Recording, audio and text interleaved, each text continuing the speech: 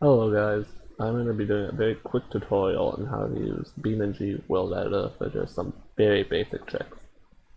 So for this video, I'm going to be teaching you how to make a vehicle look lifted when it's really not. So first off, you gotta set up your vehicle config. For this video, I'm just going to use the D series, and basically what you're going to do is go to the vehicle config. You get that by pressing pause, vehicle config. And then you come down to the frame options. You're going to come remove everything. So the gas tank, don't need that. Don't need the bed. I will say your menu may look a little different than mine, just because I have a ton of mods.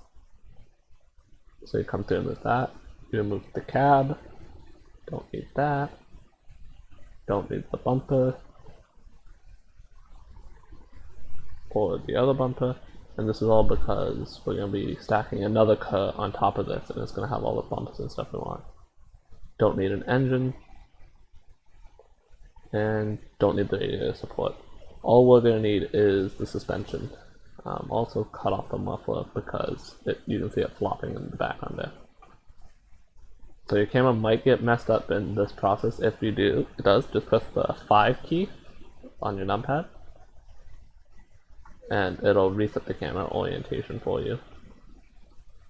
And so next we're going to set up a suspension. So I'm going to use the 3-link solid live axle. So that in the base game, that's the most lifted version. We're just going to throw the off-road coilovers on. The differential doesn't matter. Let's go grab some wheels. We'll just throw on the trials 250 wheels. Then we're going to get some tires. I have a lot of modded tires, so you can pick whatever wheels you like. Let's go with these 49-inch tall tires, because why not? And that's all for the front suspension. Now we're going to do the exact same thing for the rear. This is just setting up the config once again. Once this is done, I will be showing you how to properly do the world editor. So we're just going to set the suspension. Set up the wheels once again. These ones.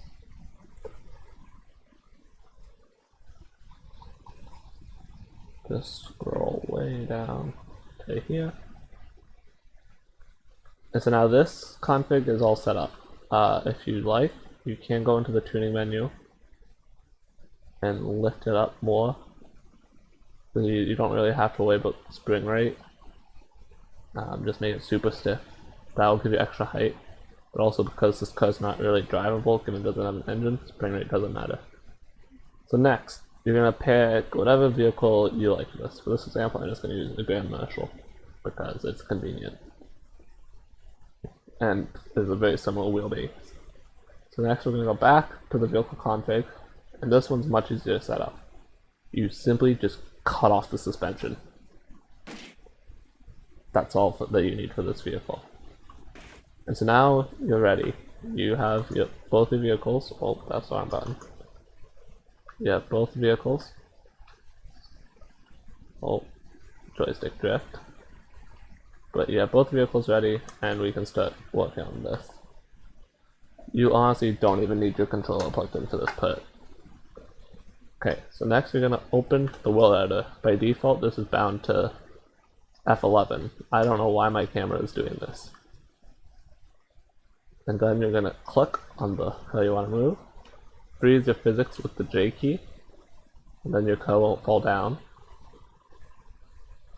And then you just line it up as you like using these arrows. My camera seems to fix itself now, so that's nice. But you just line it up however you like. It won't be a perfect fit, as you know, neither of these were intended to be on top of each other. And there you go. And now if you go out of the world editor and unfreeze physics, sometimes you don't want to unfreeze physics, it'll pop the car in a weird way. But most of the time, you can unfreeze physics. And then you can just take your screenshot and call it a day. And that's how you use the world editor just for setting up some cool screenshots and moving curves around. You click on the little curve vehicle icon. You hope your game doesn't crash like it is right now. And you just use the little arrows. If you have the arrows, if your curve is like aligned weird, so if I rotate the curve, you can see that the arrows don't line up to straighten back. You can click on the plane. Well, you can see the little plane that it has there. And you can click on that to move it whichever way you like.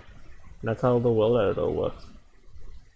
It's a very simple tool to use. It's quite intimidating, but the very basic stuff is super simple. Hope that explains it pretty well. See you guys in the next one.